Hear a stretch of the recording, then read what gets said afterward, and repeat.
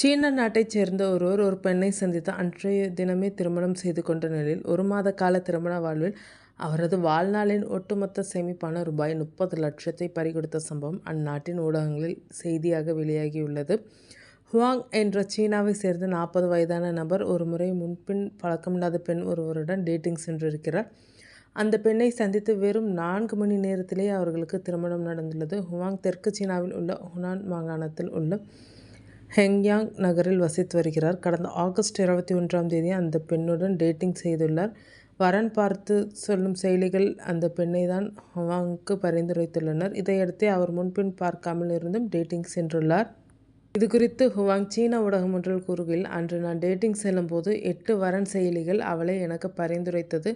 எனது கிராமத்தில் இருந்தும் ஒருவர் கூறினார். மொத்தம் 9 பேர் அந்த பெண்ணை பரிந்துரைத்தனர். அன்றே திருமணம் முடிய வேண்டும் என்றும் அவள் கூறினாள் என்றார். தொடர்ந்து அன்றைய திருமணத்தை நினைவு கூர்ந்து பேசிய ஹுவாங், அவள் அப்படி சொன்னவுடன் நானும் மாலை 5 மணியளவில் எனது திருமணத்தை பதிவு செய்துவிட்டேன் என்றார். இப்போது நினைத்து பார்க்கையில் அது கனவு போல் இருக்கிறது என்றும் கூறினார்.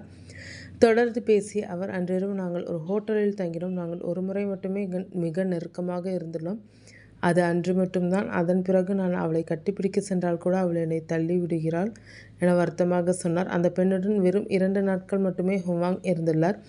அதன் பின் தன்னை குவாங்டாங் மாகாணத்திற்கு சென்று பணம் சம்பாதிக்க அவள் அனுப்பிவிட்டதாக ஹுவாங் கூறினார். பல்வேறு காரணங்களை சொல்லி தன்னிடம் இருந்து அவள் பணம் பெற்றதாகவும் ஹுவாங் சொல்கிறார்.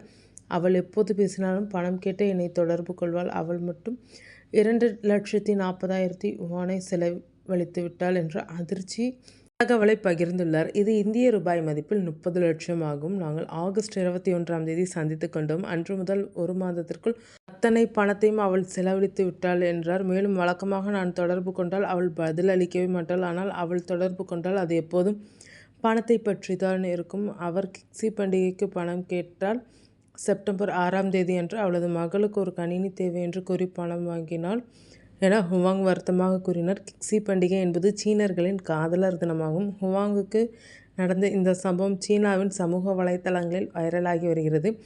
மேலும், வரன் பார்க்கும் செயலிகளால் ஏற்படும் இதுபோன்ற மோசடிகள் குறித்து உரையாடல்களும் சமூக வலைத்தளங்களில் எழுந்துள்ளனர்.